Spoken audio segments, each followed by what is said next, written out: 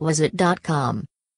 I'm just walking the dogs, and I thought I'd do one on how I got into the porn biz, if that's how you want to describe it. I was thinking of this last night, and I don't know if it might be in a few parts. I'm not sure if I can do it in one, so I'll probably wrap it on like I normally do. Right, first off, I run a small site called Balisarda.com. It used to be several sites, Cricket Babes and all sorts. I think it was about 5 sites and they're all connected, so if you join one you had access to the rest. Originally, before that, I had them on some free host, which was a bit of a mistake. It was on a thing called Pro Adult, where if you had the password to one site, you could access all the rest. In truth, it was a mistake because I didn't have the confidence, or I thought it was going to be too complicated to set up a site or sites on my own, hosting, billing and whatnot. It just seemed a bit overwhelming, so I simply used these sort of free systems. Now that's probably the big mistake ever, going in too late. However, there's no point worrying. I mean, most of this in truth is just a hobby, it's just a bit of fun. So just a bit of a background, like I say, the site now is Balisarda.com. I'm in my 40s, been doing this for years, vegetarian, trying to be vegan. Hopefully in in about a couple of weeks time I'm trying to go full vegan. Politically, I'd probably say closer to the Green Party. Dyslexic, which that's quite an important fact in why I'm doing this. I have a business degree, and in the past I went into being a student nurse, but one of the sisters was real so-and-so and got me kicked off because she didn't like males and she didn't like the fact I was dyslexic. I mean, she told me that several times, so she can't really deny that. It was factual. Anyway, let's go back to the beginning, because I think that might give you an idea. So this is why it could be quite a long one, this. I was brought up with my grandparents, and originally I wasn't born here. I was born in Zambia, but I was brought over at a young age. For most of childhood, I used to love going out, playing just playing outside. I wasn't really sporty or anything, but I also loved TV. I mean, TV fascinated me more than anything. Oh, my granddad was a manager at a theatre as well, and he used to go there a lot, so he had those sort of influences. But anyway, I used to absolutely adore TV, especially the children's shows at the time, which I always thought, and still do, most creative shows ever. They were absolutely, if you ever watch TV, children's UK TV from the 70s and 80s, it's incredible. It used to be mind-blowing. Nothing like today, where it's quite bland and just basic and all political correct. In those days, anything could go, really. I mean, it was actually some of it's quite scary. But one of the things that my gran said was, rather than watch TV and have people getting paid for you to sit there, you should be part of it. Well, I think that sort of influenced me to be not just someone who watches, but behind. I mean, I have to point this out, I have very little skills or talent, so it is just more of a hobby than anything. I can't, for all the pictures and video I take, honestly, I have no idea what I'm doing. I just point the camera and shoot. Hang on, someone's coming. Someone just running past me there, folks. Now, I'll repeat that. I have zero talent. I just make it up as I go along. But I love technology. Oh, great, there's a lot of people around.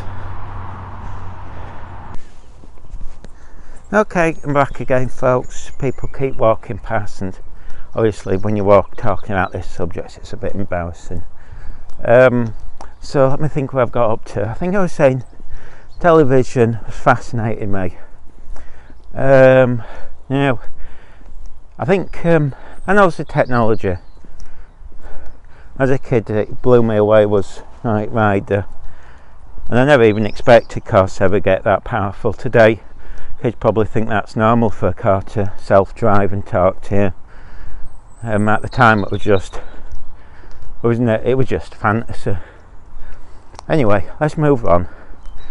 I might jump backwards and forwards in this thing as things kick me in the head come to me. So how did I get into porn? Let's fast forward. So I didn't do very well at school.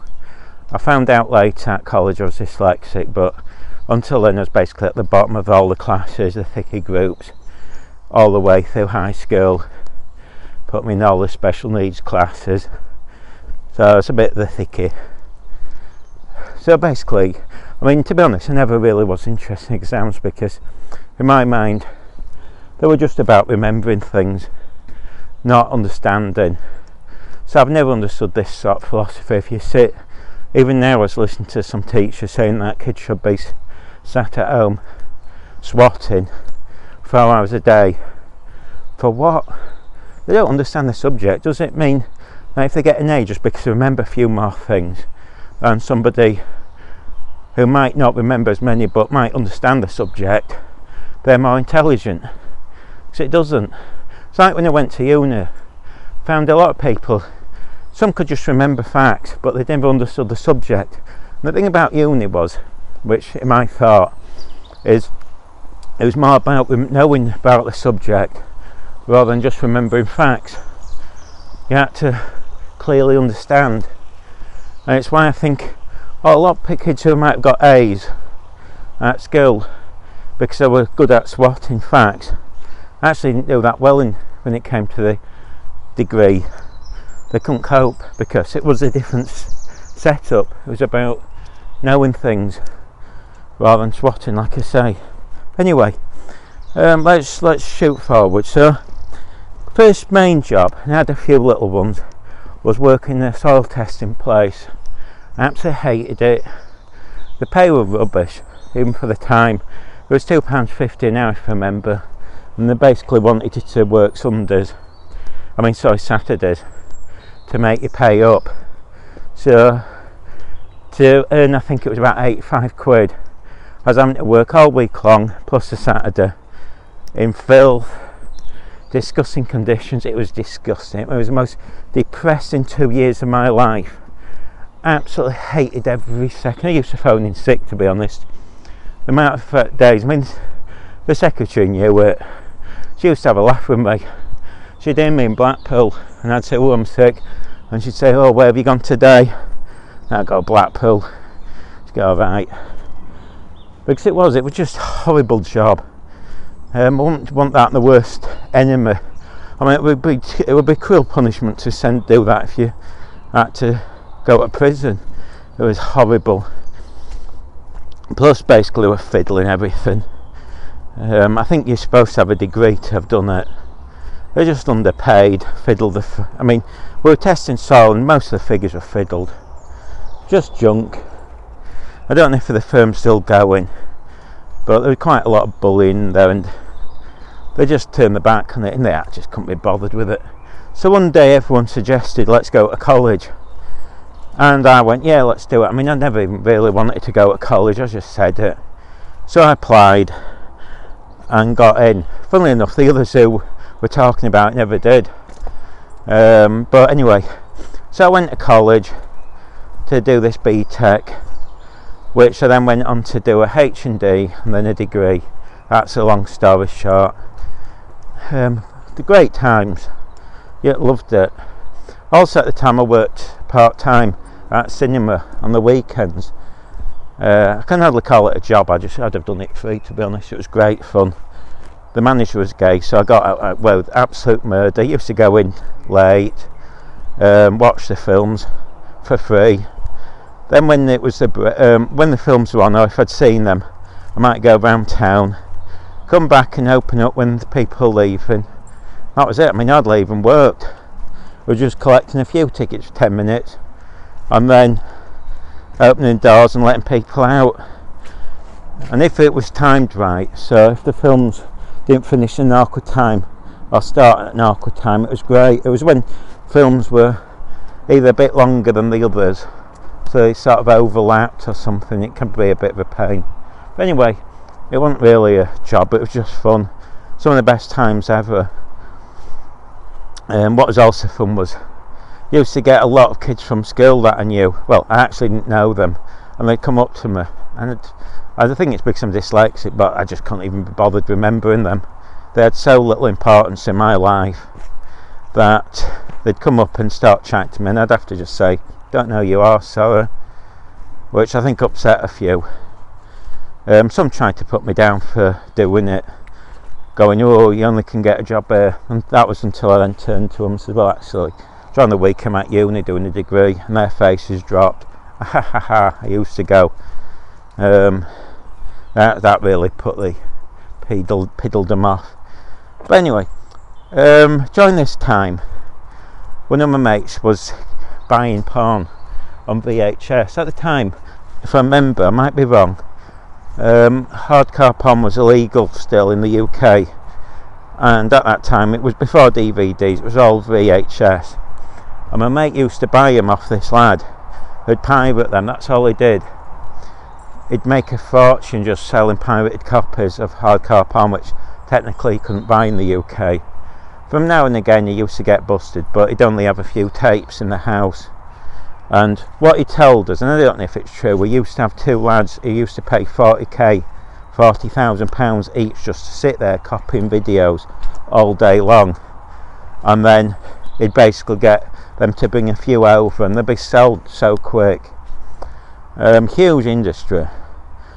He used to be arrested, but he never went anywhere, mainly because he wasn't that well, and the judge apparently would throw it out, saying it's not worth the time to put him in prison because it costs more in looking after him. Well, that's what we was told. I mean, some of these things you don't know if you should take with a pinch of salt. But we got chatting, so I used to go with them just for, see, it was quite interesting. And I think at the time I'd bought a little VHS camera, video camera, just a cheap one, I mean a really basic one. But they're on about them wanting some to shoot video for them, because these two lads would make their own homemade stuff and sell it. I mean, really homemade. Basically, a few of the mates, girls, would come round and just mess about on camera. So they're all about 23-year-olds, locals, and they come every few weeks, and I just film them, and then I got a camera and I take pictures. But I'd made the mistake then that I bought this manual camera. I didn't realise I needed glasses, so all the pictures turned out absolutely garbage. They were just blurry, and for a while I thought it was a camera till I had my eyes checked. So I then got an autofocus and everything was fine. But again, this was the day of before digital, so pictures you'd get about, what was it, 30 or something on a roll, and it cost you a fortune to buy. I mean, I found I used to try and then buy the best slide films. That wasn't cheap. I used to go to the pro camera shop, and then I get it developed, so it wasn't cheap taking content there. Not like now where I can take 1,000 pictures. Who cares? Doesn't cost anything, and they're instantly there, no processing, instant, instead of having to wait a week or two. But anyway, that's jumping ahead a bit. So I started shooting these videos, and it got me realising that, and this was the early days of the internet, I mean very early days, and I concluded there could be maybe money to be made, or at least it was just a bit of a fun, just as an experiment. So that's how I sort of started really. And like I say, I then got the pictures, worked out how to scan them in, and bought a little scanner which wasn't it was quite expensive, but it wasn't a pro one, a slide scanner. It took ages to scan in those days, and I don't think I could put video on. No, I didn't, because computers in those days weren't powerful enough. Maybe if you got a very powerful computer, maybe there were ones, but we're talking 486 days, very low power. Could hardly handle anything. Even editing a picture would take forever. So scanning pictures in would take for ages. Fortunately, the firms then started, if you paid a few extra pounds, scan to CD, which saved me a lot of hassle. So I then started off a few sites on this, like I say, Pro Adult. Got a few sales, just enough, I'd say, just to cover the cost of shoots. So I saw it. So whatever I made, so basically it won't cost anything to run, but I wasn't making any money. And at the time I'd finished the degree, if I remember. I'm still fuzzy about dates. For being dyslexic, things aren't always 100% in my mind. Sometimes I get things a bit confused order-wise. There were things I did try and do. I did sales jobs, often the gas and electric. Did okay.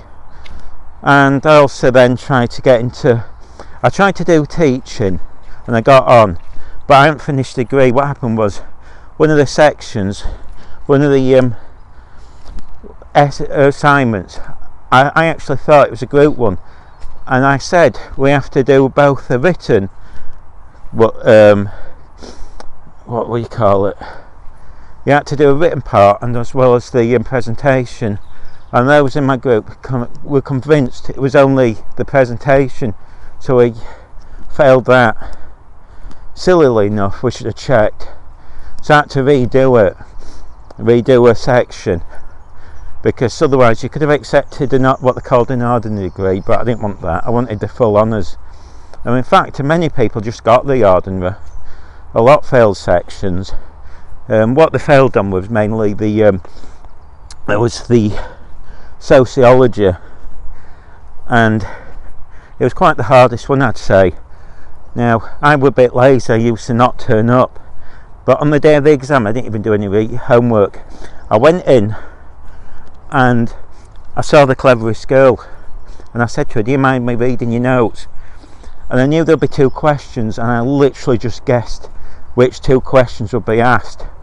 I just jammed in the data, ran upstairs. Unfortunately, both them questions came up, and I just scribbled down what I'd read from her notes. Virtually word perfect, and I passed. I got one of the highest marks apparently. Hence my teacher was fuming. She couldn't understand how I passed. And like I say, most people failed. She said, she came up to me and said, because you never came. And with the laziest student, because I never did any work, I was the laziest so and so. And that's how I passed. Naughty. But I didn't cheat or anything. I literally just revised everything going in 2 seconds. I must have, well, let's see, I think I got there 10 minutes before the exam and just jammed it in my head. By now it's one of the questions was, what's work? I remember that. The question is, I can't remember exactly how it's worded, is define work or something, and the answer is there is no real definition, because of things like you might do a hobby and that could be work, and even going to work and back, is that work or is that pleasure? So you might cycle to work and that be enjoyment. Some people, their work is a hobby. You see, that's why it gets a bit, it's quite a good question. Forget the other, honestly I just don't remember, but I think that was the one I put all the detail in, and I think that was enough to get me a good grade, which is fuming why I failed that other bit. Anyway, I did the second bit, the little bit I failed on night, but at the same time I applied for teacher training, and they had this silly little thing where they probably still do now. I could have either accepted the ordinary degree and done 2 years, because I think at the time if you got below a certain grade in your degree, you'd have to do 2 years. So if you got like a first, you'd only have to do 1 year teacher training. And in fact, even if but I wanted to get the full honours degree. It just irritated me to have got all this way, especially being dyslexic. it meant a lot to me, just for, not for work or anything, not to make money, I just wanted to get it done. So I went ahead and finished that, so I had to drop the teacher training. Later on, a few years later, then applied to become a nurse, and I got on. I did 2 years, but it was on the learning disabilities, and I think fewer people want to do that. The trouble was, I mean, if I hadn't put my hands up, to begin with, I wasn't really bothered. I just thought, well, it's a nice, it's a guaranteed career, but I wasn't really into it. But oddly enough, I actually quite enjoyed it. I mean, I really enjoyed doing it, and I got into it. But the trouble is, you have to, at the time, I don't know if they've changed it, you do about 6 years training, 6 months in the year training, 6 months on placement. Now, I did, the placement I had, the sister in charge hated my guts.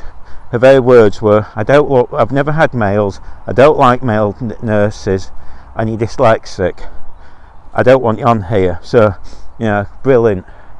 So from the start I was stuffed. And what annoyed me was, there was another girl who was on my course. She just never bothered doing her coursework or anything. She kept saying that her boyfriend had cancer, but she admitted to everyone she didn't even have a boyfriend. It was just a lie, just to get out of it, and they accepted it and let her carry on.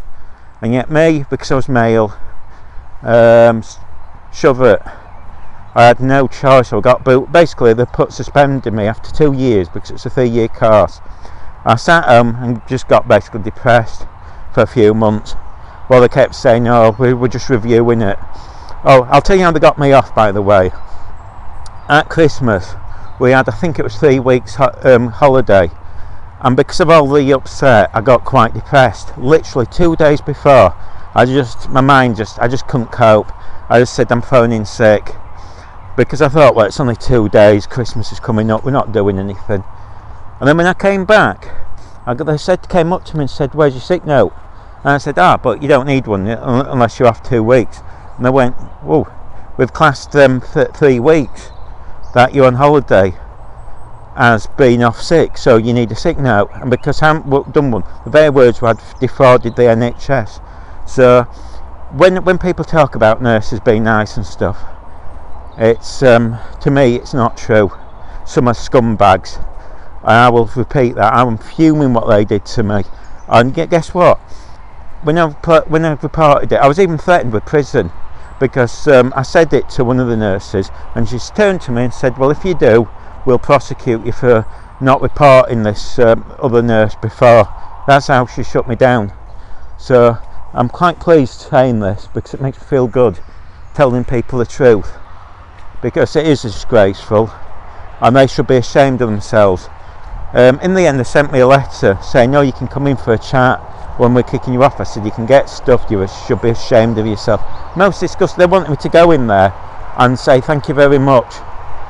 Nah, sorry, you're disgraceful. And I hope one day they hear this. And by the way, even, when there was this hoo-ha about pay and stuff, I contacted, only last year, in 2017, probably 100 MPs. And I've sent them the same email saying what happened, just what I've just told you guys. A few wrote back and said, "We'll investigate." Guess what? 2018, not heard a thing, because they don't want to investigate. So when there's abuse going on, you now understand why they don't want to investigate. So they'll say the words, they'll say, "Oh yeah, we'll investigate," but the truth is, no one does. So I'm just making that clear for you folks. Anyway, that's besides. I mean, they didn't know I was doing porn. I mean, I was shooting then. I mean, they kicked me off for that. But that's not an excuse for them, because they didn't know. I mean, if they'd known and kicked me off, that'd have been a different matter. But anyway, so as time went on with this Pro Adult, I then moved the sites to CC Bill, hosting it. Again, to begin with, a bit of a mistake to begin with, because I put it on this absolute rubbish host who were charging me a fortune, and often the server would crash, and they only had people during the week, so it could be down over the weekend, and that went on quite a while. I mean, they were terrible, really terrible service. Then I moved it to someone much better, and it was, not only was it better, it was cheaper. It was about a third that I was paying. It was ridiculous the money I was saving, and the servers never died, and if there was a problem I'd care 24/7, literally instantly. If I needed any problem sorting, bosh, done. So that did okay, but unfortunately I'd say I came to the game too late, but then again you learn. The other thing I think I did was set up a lot of the free sites too late, so a lot of people were making good money and traffic, having these sort of traffic trading sites with pictures. You'd click on a picture, the screen would be full of pictures, little squares. You click on it, it'd either open up to what they call a free hosted gallery, promoting another site, or it'd take you to another one of these free sites. Often they describe the traffic as, in the end, as junk, because it's just people looking for free content. This was before the free porn sites, you know, the tube sites came about, and that was it got lots of traffic. And I'm just putting the dogs in the lead as I do this. Might be getting, anyway. So that was the early days. So I mean, I've learnt mistakes, and then I upgraded the content, the gear I'd say, I should say, to digital cameras. I didn't buy a digital camera as soon as everyone else, but in the end it became, well, I sort of bought cheap digital cameras. The trouble was, quality's not very good, or wasn't in those days. Although it costs more, I'd say the digital DSLR cameras, they're more value, because if you buy a decent lens, the lens should last you for years, so you can put it on different cameras. I mean, I always giggle because I used to find a lot of amateur, I mean, I'm an amateur, but people who were just doing it for hobby, and not even setting up websites, would have thousands of pounds worth of gear, and I'd have like this little camera, this little DSLR with a little basic decent lens. And to be honest, sometimes, even though, I mean, the stuff I take's rubbish, I think often it was just as good, if not better, than all these other amateurs with thousands of pounds gear. Years ago, one site, they spent a fortune buying a camera, and I was looking at the pictures and I wondered why they were all blurring, worse than mine, and it sussed out that they're only using the cheap lens that came with the camera, because often they just chip out. It's not worth bothering with. They always stick on, people think it's a good bargain, but you see a lot of camera firms, they'll sell really decent cameras, but they might sell a lens with it, and it's often a cheapy, horrible lens, so people might think, oh, I'm getting a bargain, but in actual fact you don't even really want to use this lens at all. It's not worth even a tenner extra. And so if you're ever buying a pro camera, don't get it with a lens. Buy the lens separate, unless it really, you know, if it is a decent lens, because it can be quite rubbish quality. Oh, well. So I'm going to call this end of part 1, and I'll see if I can, I'll go on to part 2 soon. So far this has been some use. It's the background, I think. Oh shit, I just realised I just dropped the phone. Normally I have it in a case and it's fallen out. Fortunately this microphone's still connected, otherwise I now have a smashed up phone, or even have lost it in the woods without realising. I'm just going to, before I turn it off, just make sure it's still recording. Oh yes it is. Still recording fine, folks. So that's end of part 1.